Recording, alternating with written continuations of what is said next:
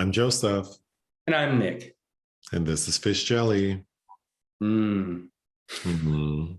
We're doing this on video because Nick is in France at the moment. Yes, man. May The, we? the actual city is called Cannes. Uh-huh. Like your address would be Cannes, France. That's correct. Yes. Okay. For the Cannes Film Festival. Yeah. Well, no, because Sundance is in Park City, not Salt Lake City. Well, they're trying to make that seem fancy when it's not. Right. But, or how LAX is not in Los Angeles. Mm-hmm. Anyway, how are you? I'm good. I'm tired but pleasant. Mm. You're pleasant? Feeling pleasant. Oh, okay. Well, I've been sick the past few days. I spent all day Friday and all day Saturday in bed. So that was not cute. I'm starting to feel slightly better today after visiting the doctor. So hopefully I will continue on that trajectory. So we will end the podcast talking about your trip to Cannes thus far. I figured we would go over a few things because a few shows. Well, the big one that has premiered while you were gone is RuPaul's Drag Race All-Star 7, the all-winners season. You didn't get to watch it. I did. There were 3 episodes made available. So the initial episode was split. I'm sorry, there were 2. I'm thinking of Legendary on HBO. There were 2 episodes that were dropped on the same day. But I'm not going to go through all of it because you haven't seen it, so that'll be boring to you. But you know who the queens are. It's Jada Essence Hall, Jinx Monsoon, Monet Exchange, Raja, Shea Coulee, The Vivienne, Trinity the Tuck, and Evie Oddly. So some things that were surprising were, I don't know if you noticed on social media, they were sort of teasing that there might be an additional queen joining. I've read zero nothing about anything. Oh, well, they were posting like a few days beforehand, like there might be an additional queen joining. And then they show this person walk into the workroom with their face covered, like wearing a hat, kind of like Sia. Well, it turns out that it was Raven. So they add Raven to the mix. And you can see the queens are kind of like, you haven't won anything but an Emmy. So I don't know why you're here. But then it turns out it's like a bit, because then RuPaul comes in and says like, no, like get out of here. So that was cute/lame. So of course this season's different because we're told no one is going to be eliminated. And it's basically working on a point system. So the top 2 queens from each episode get a legendary legends badge, which is similar to the repeater badge they give for the UK. Way to stretch the vocab there. Yeah. So the top 2 get a legendary legends badge. And then in the end, the 4 queens who have the most badges get to participate in like a lip sync Lollapalooza to find out who the winner is. But to make it even more gaggy, the person who wins the lip sync of the top 2, they get $10,000 and they get to block a queen from getting a badge the next episode. Okay, so of course, once they find that out, they immediately start thinking, well, how are we going to strategize? Because what would make sense is you would block the person who has the most badges so they can't get another one moving forward. So episode 1, the top 2 are Monet Exchange and Shea Coulee. The challenge was they had to write a verse to RuPaul's song Legends, which was a song I didn't care for. But episode 1 opens with the reading challenge. Jinx won that one. She was pretty damn funny, but they were all good. But the top 2, Shea Coulee and Monet Exchange, they lip synced to Ella Fitzgerald's rendition of Old MacDonald. That was actually really fun and unexpected. They both did a fine job, but Shea Coulee won.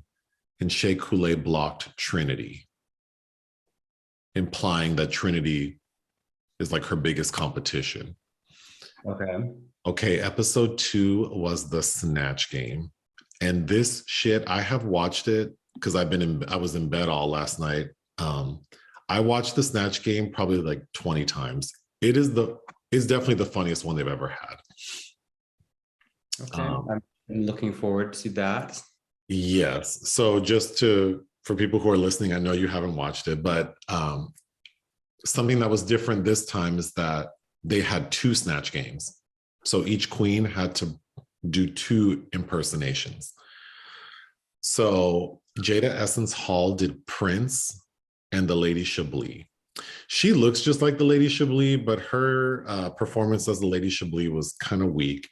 Her rendition of Prince, you know how like when she, on Jada's season, when she did that thing with Jeff Goldblum, where she's like, look over there, because she didn't know what to say. She was kind of doing that as Prince, and it was pretty funny. Like Rue was laughing a lot. So it did work for her. Evie Oddly did Rico Nasty, who I think is like a YouTube like rapper. It was kind of silly. Like I didn't enjoy it. But then Evie Oddly does the Boogeyman, because she says no one knows what who the Boogeyman is, so like it can be anybody. And Evie does it like boogie, so not Boogey, but Boogie. So he's kind of like a blaxploitation, like sexy man with an afro who's being very flirtatious. I thought that worked really well. Kind of like Boogeyman from Nightmare Before Christmas. Oh, right. No, not like that. The Vivian did Joanna Lumley as Patsy from Absolutely Fabulous. That was okay.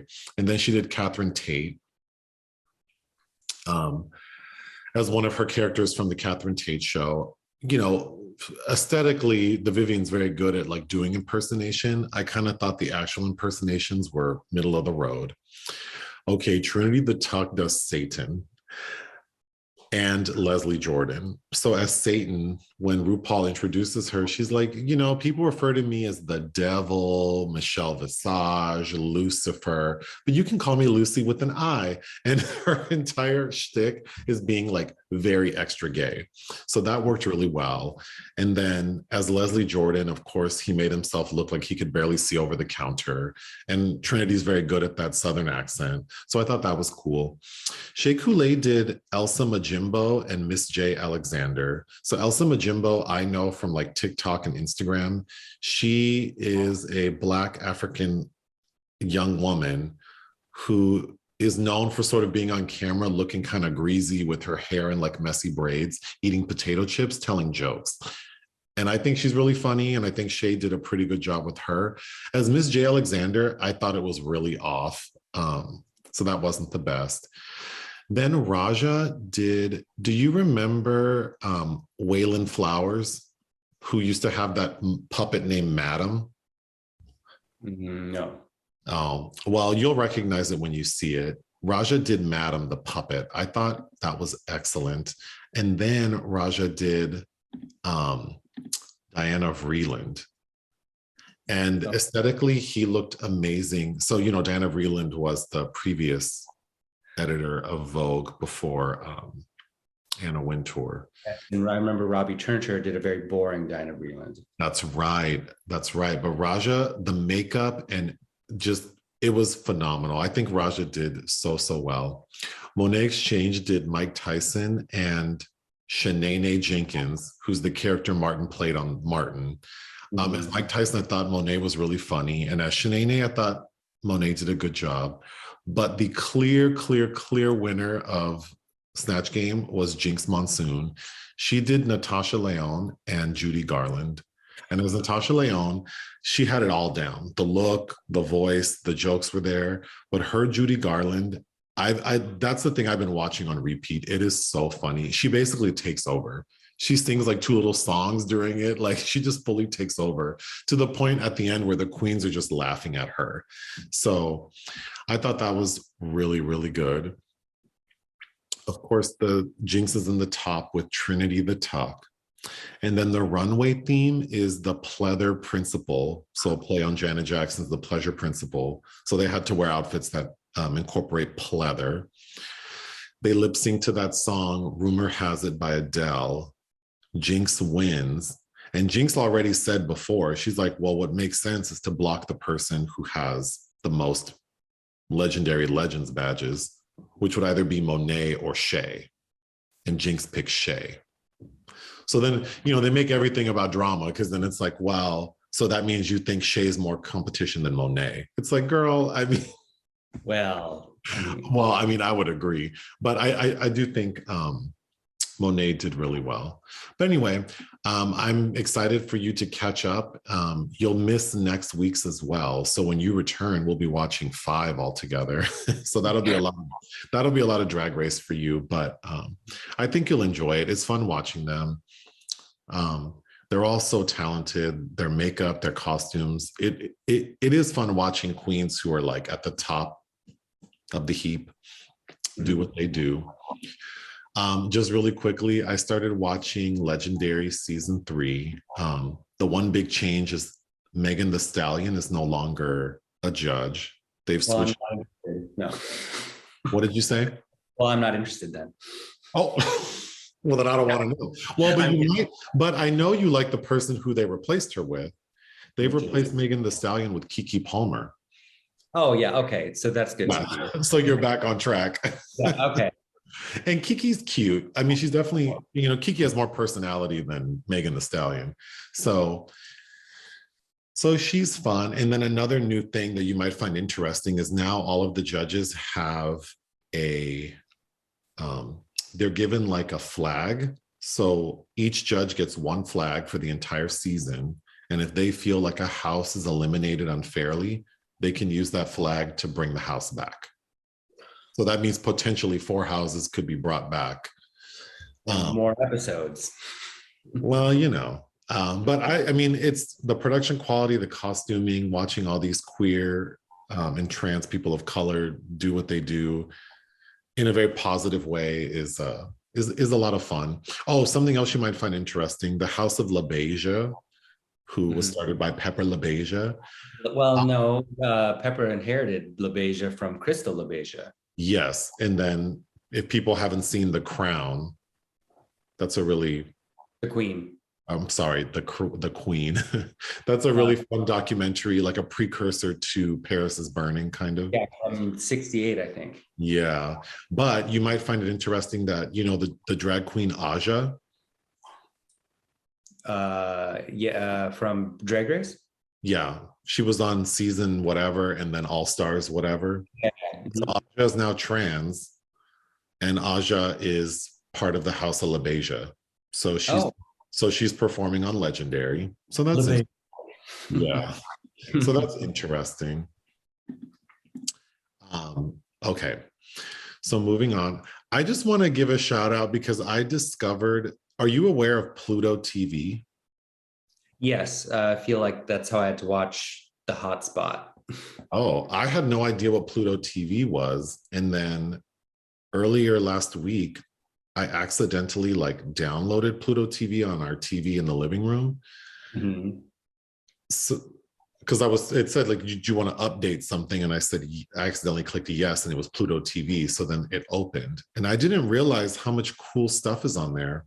They have categories. There are so many movies. This is not an ad for Pluto TV, but they have a Mystery Science Theater channel and a Riff Tracks channel. So during my work week, I was listening to a lot of Riff Tracks. So that was fun. I'm sure I'm the only person in the world who didn't know what Pluto TV was. Moving on, I saw on Instagram that you posted or you made a video for someone. I didn't post anything. No, you didn't post it, but someone recorded you making a video for someone. Yes, I received an email from a lovely young Dutch lady named Marloes, who said her friend was a huge fan of our site and knew that I was in Cannes and asked if I would record a video. And I met her in the Palais and did just that. And I have not watched the video. Cute. Okay, because I haven't had a lot of sleep. So well, you look good. Oh, Merci beaucoup. What did you said das nuts or Yeah, it's like bye girl. oh, so that's what they say in Drag Race Holland. I believe that was my understanding that that's what I was saying. So, but I Oh, think due to that nasal way, that's not. yeah, Well, that was nice of you. yeah. Well, Dutch is very guttural in the back of your throat, and I probably didn't pronounce it right, but whatever. So I've heard, yes. Well, for this week, we don't have any additions to the Sorry to This Man category. And then, because we haven't filmed anything new, although I am going to record my solo review of Bob's Burger, the movie today. And then we haven't watched any movies for fun, really. I did want to say, so, I watched the Real World Homecoming series on Paramount Plus. So they did New York, Los Angeles, and then the newest one is New Orleans. So I watched New Orleans. And I do have to say, for anyone who is interested in these shows, the New Orleans season is the best by far, so far. They do have everyone back. So there's Melissa, Jamie, Danny, Matt, Julie, Kelly, and David, but now David has changed his name to Tokyo.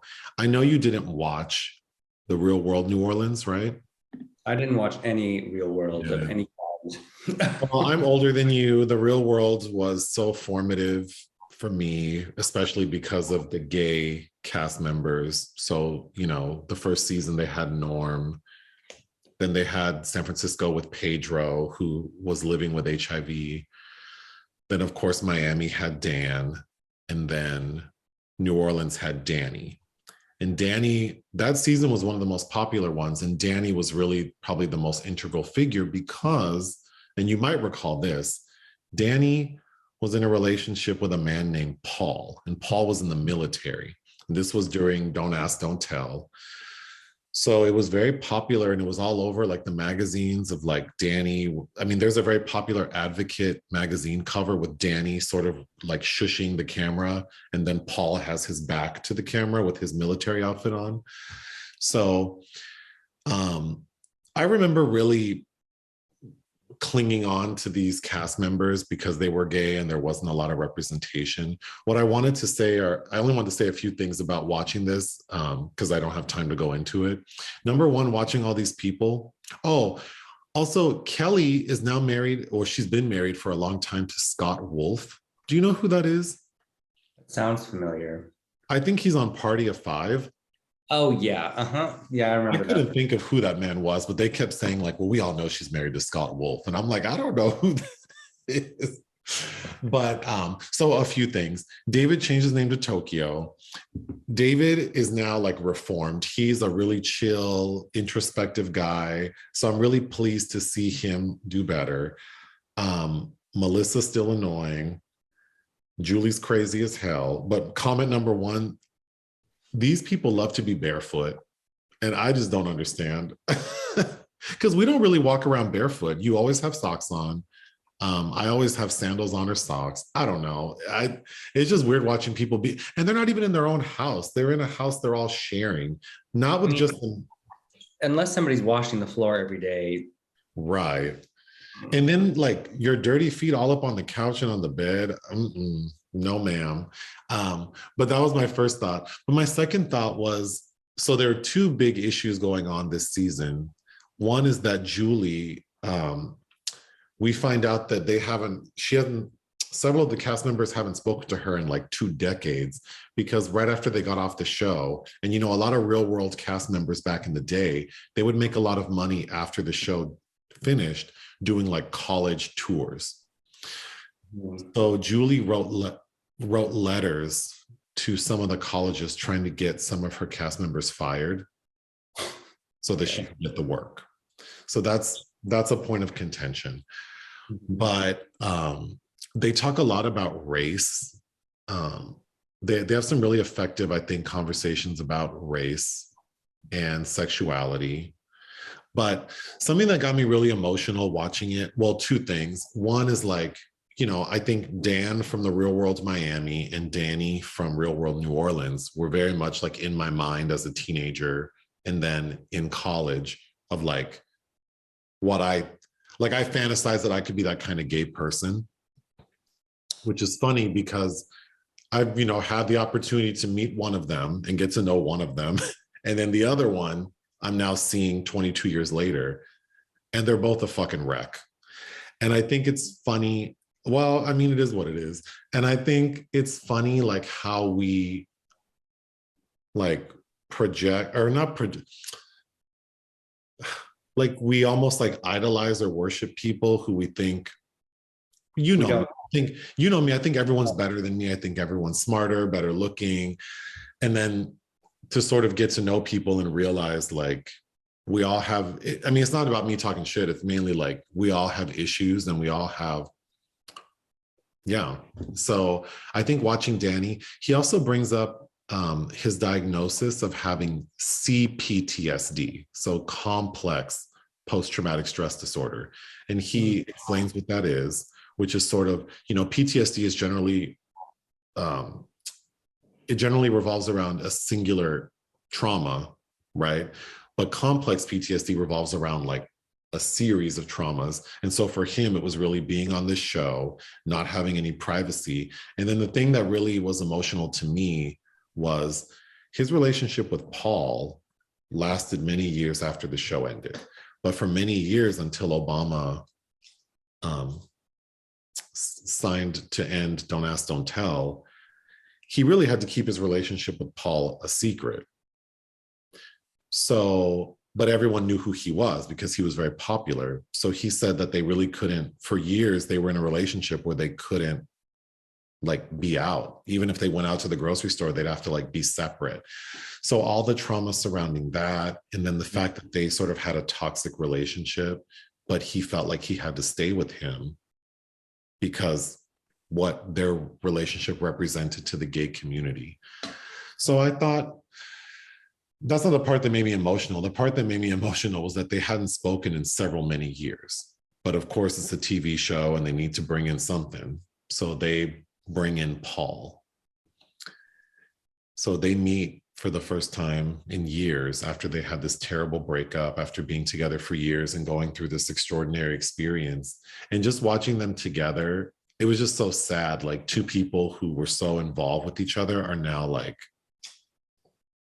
barely familiar. Like there was no warmth between them. It just blew my mind. But then I was thinking, well, I don't have many exes I don't have any exes I actually cared about, but but then I think like, oh, if I broke up with you or you broke up with me, and then I saw you 10 years later after not seeing you, like I can't imagine just being like, hey, like, I mean, literally they were just like, no feelings.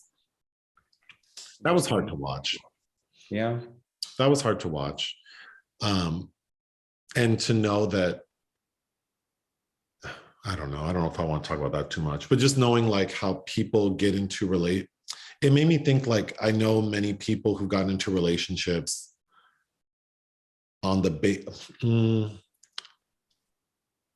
like an example would be like marrying someone for like an immigration status. Mm-hmm. And you may actually love them, but there's that extra thing that you're obligated to that's kind of like hanging over your head. Mm-hmm. That kind of reminds me of what Paul and Danny went through. Like they had this very public relationship and there's a component to it that could get one of them in trouble. So it adds all this stress to it, which kind of reminds me of like people I know who have done that regarding like immigration status. Like, or for kids to stay together because of kids. Or for kids, yeah. So just anything that adds that extra stress. Yeah, I mean, it's just hard. But yeah, I got very emotional watching these two people sort of sit on a couch next to each other, and they were just like, "Hey, girl," like, yeah. And Danny looks, I thought he was so attractive in 2000, and now he just looks, he literally is like shaking, like he has anxiety, and he looks kind of frail. And it's just interesting how my perception of him and even the other Dan from Miami, like how I how I saw those people when I was a teenager or in college, and then seeing or knowing them as a whole ass adult. And it's like, well, whatever. Okay, but the real star of this podcast today is you, because we want to hear all about oh no, you wanted to talk about projects of interest. Well, yeah, the Cannes film market, the marché is going on right now. So every time there's a film market, there are tons of high profile projects that are announced. So, which I haven't even been able to, excuse me, really keep up with.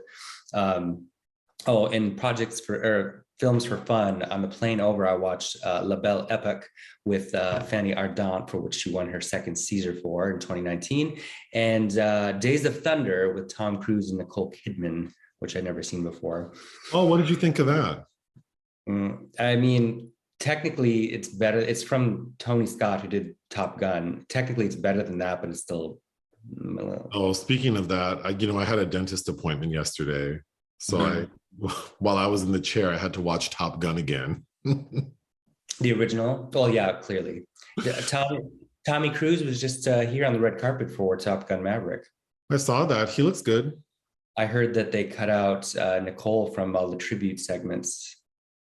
Oh, he's mad. It's okay. Whatever. Yes, but anyway, and on the plane here, a Romanian woman who apparently has never been on a plane before, we had to get into a heated situation because she thought that she didn't understand that she could put her seat back. So when I was forced to put mine back, because it's a domino effect, she was very upset and was getting violent and aggressive. Wait. So upon landing, you have to put your seat back? No, when, if the person in front of you puts their seat back, then if you need space, you need to put your own seat back, because otherwise you have no space. So you put your seat back, and then she didn't want to put her seat back. She didn't. I don't think she knew that she could. So she was she just was hitting the back of my seat aggressively for not that long, because I'm like, this is gonna stop. But a flight attendant had to come over? Several of them, because she didn't speak English and she didn't speak what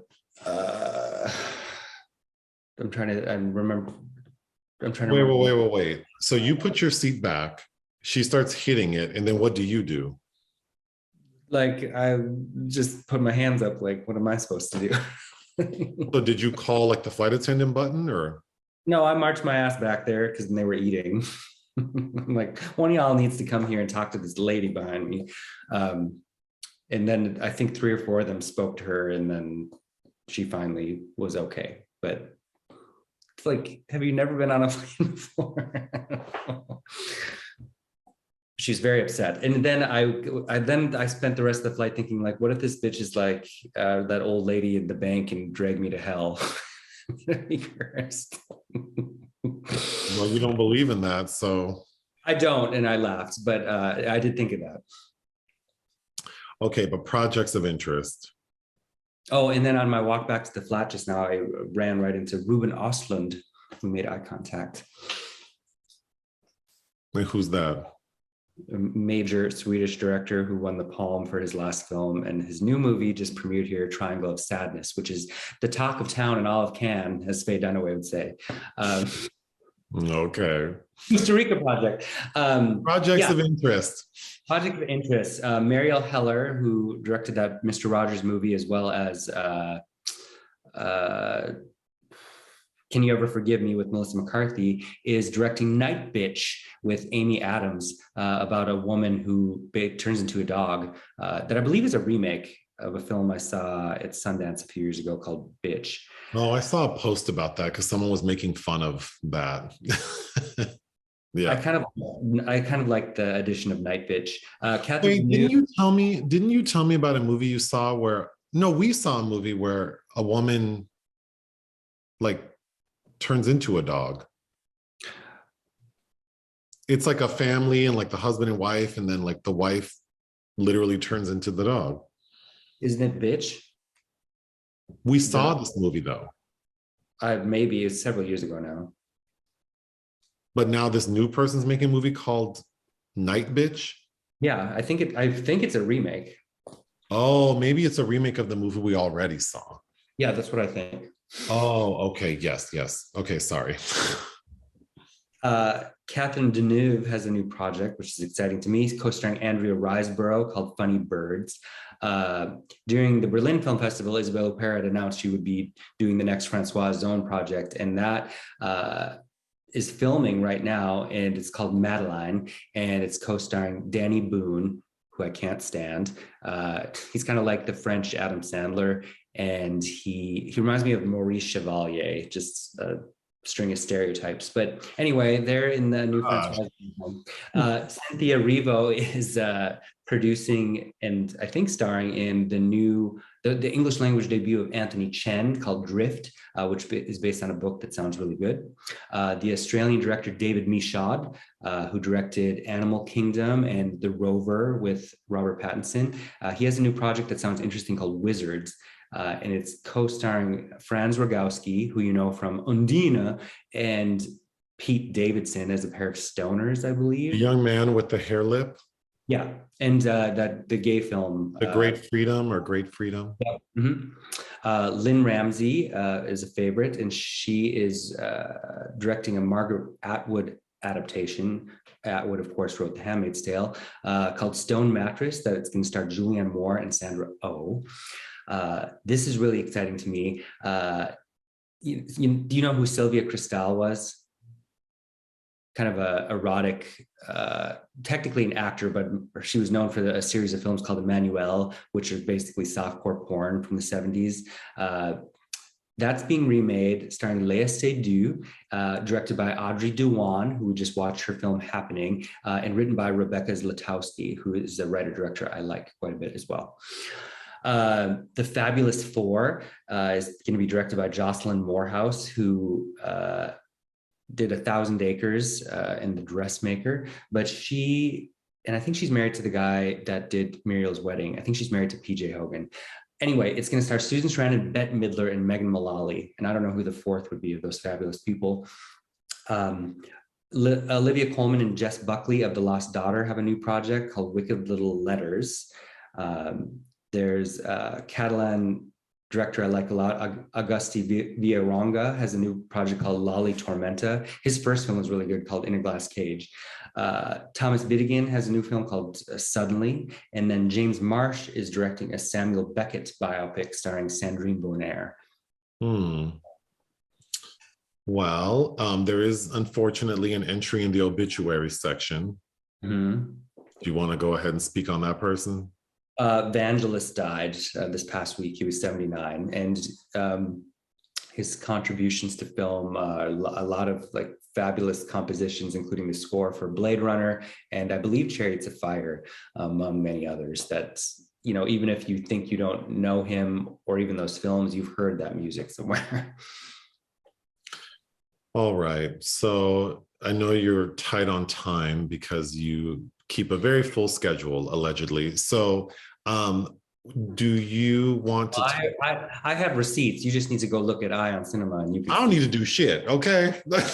I know you don't, but if you were, there's do you want to talk? Oh, go ahead.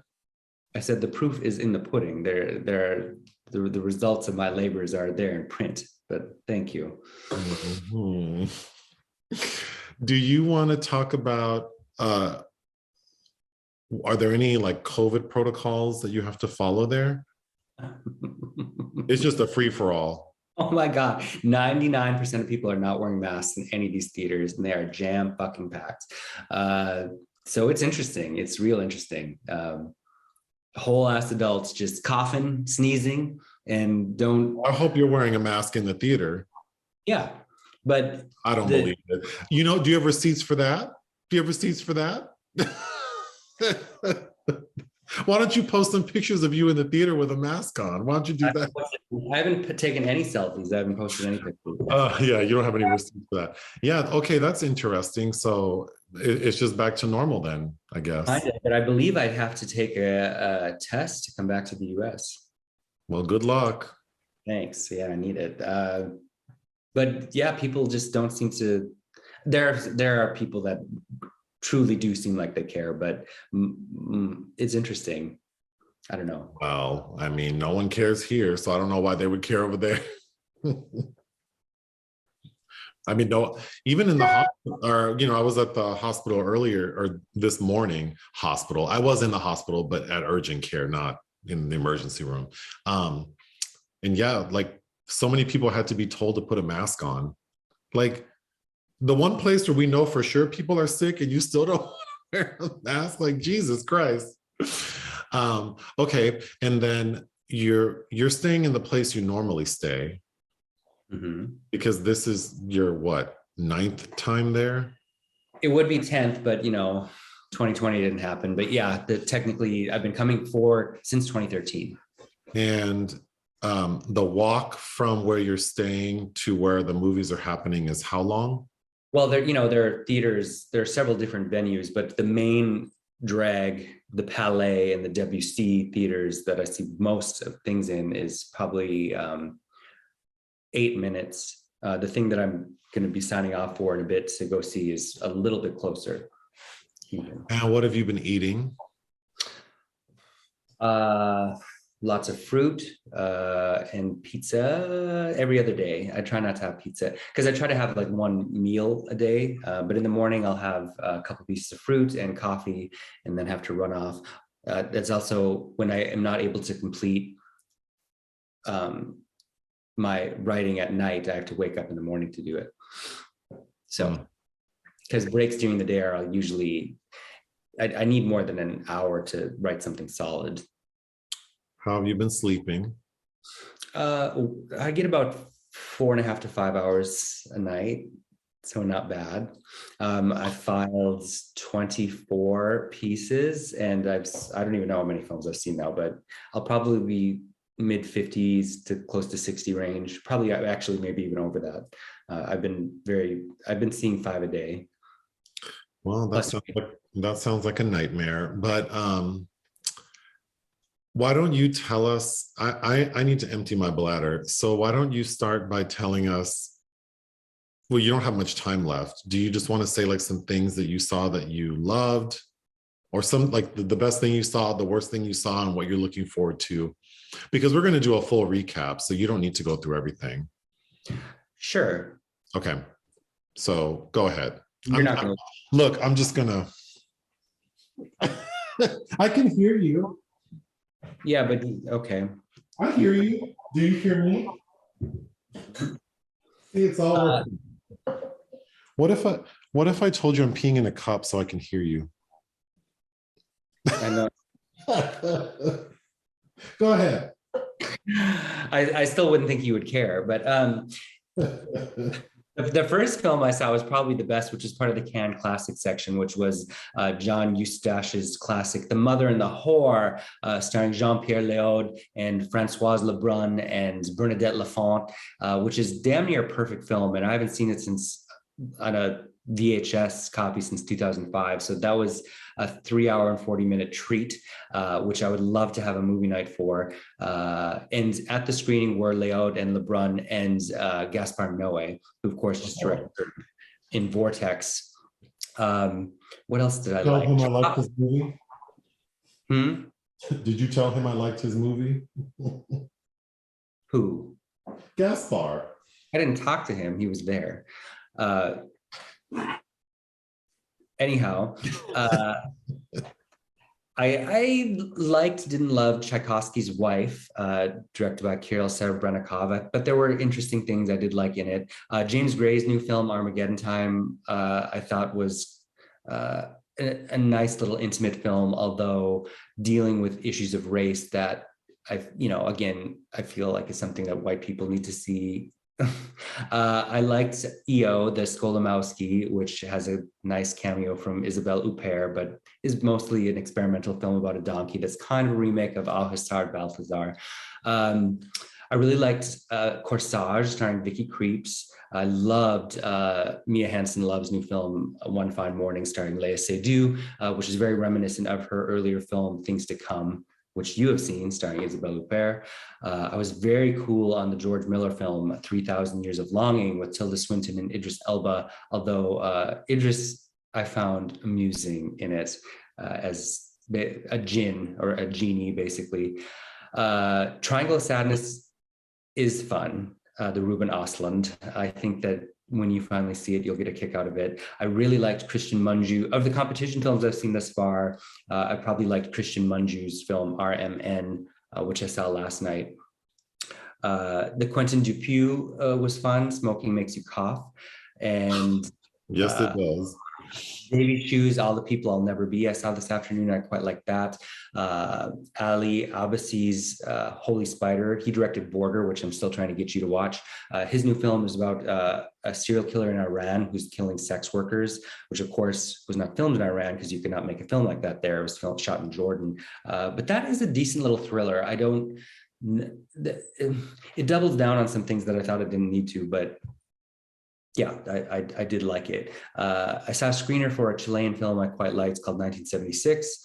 I saw an immediate camp classic with Arnaud Desplechin's latest film called Brother and Sister, which is catastrophically bad.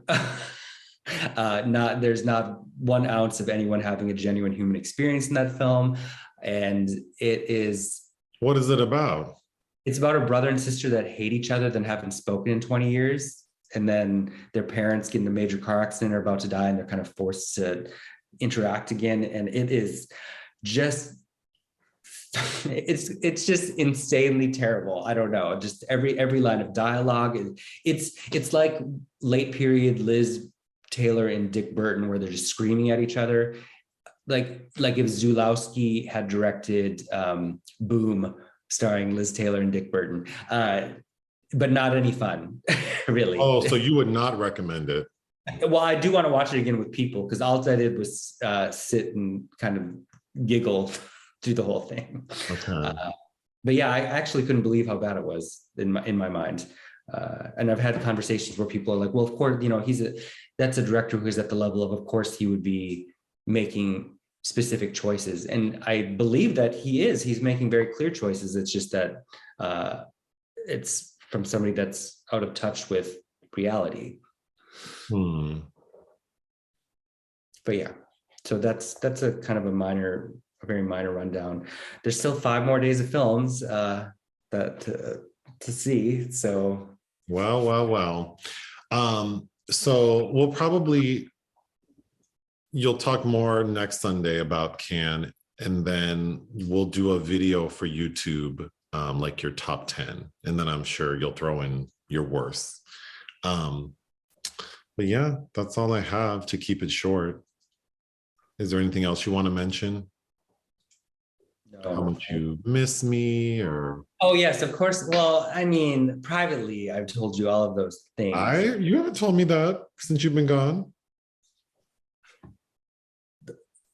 Do I need to? I'm going to take screenshots of the text. Oh, so now this is the Love and Hip Hop reunion episode where they pull out screenshots of those ladies will print their text messages and bring them on the TV show.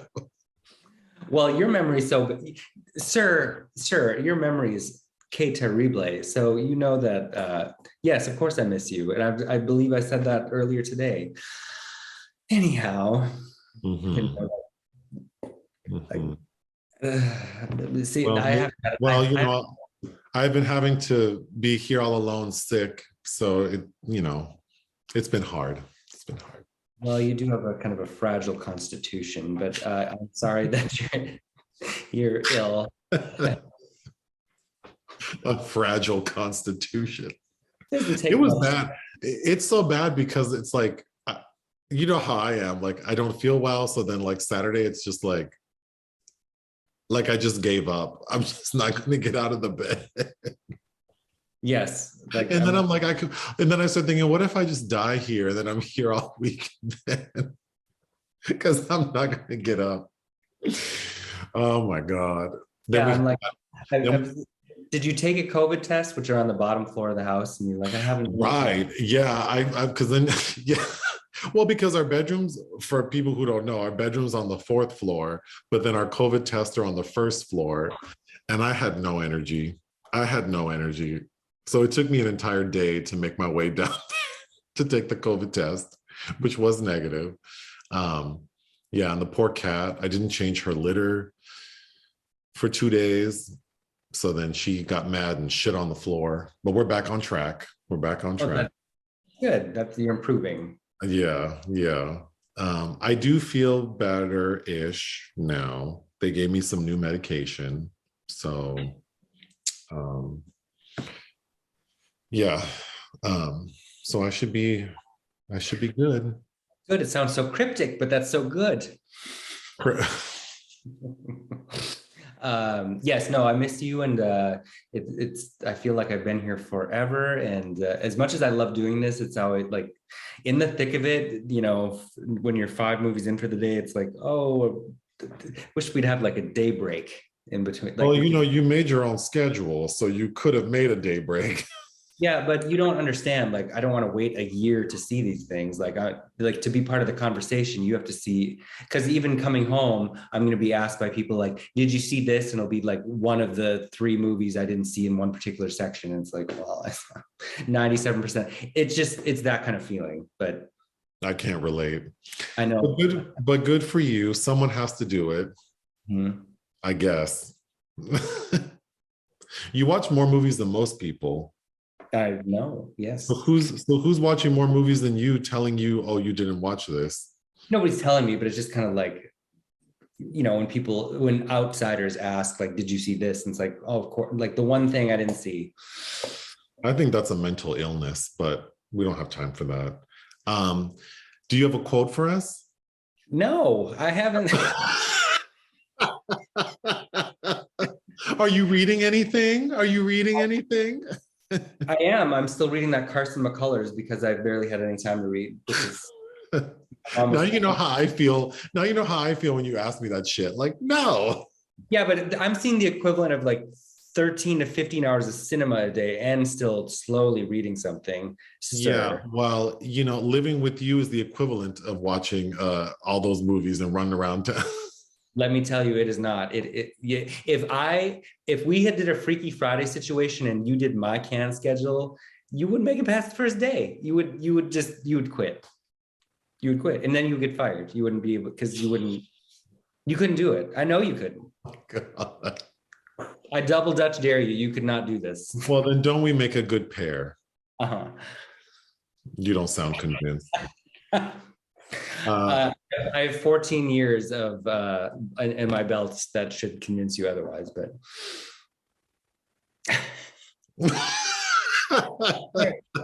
we are past the time that I agreed to be online right now. Oh, well, I bid you adieu. Bye. Love you. Bye. Love you. Bye.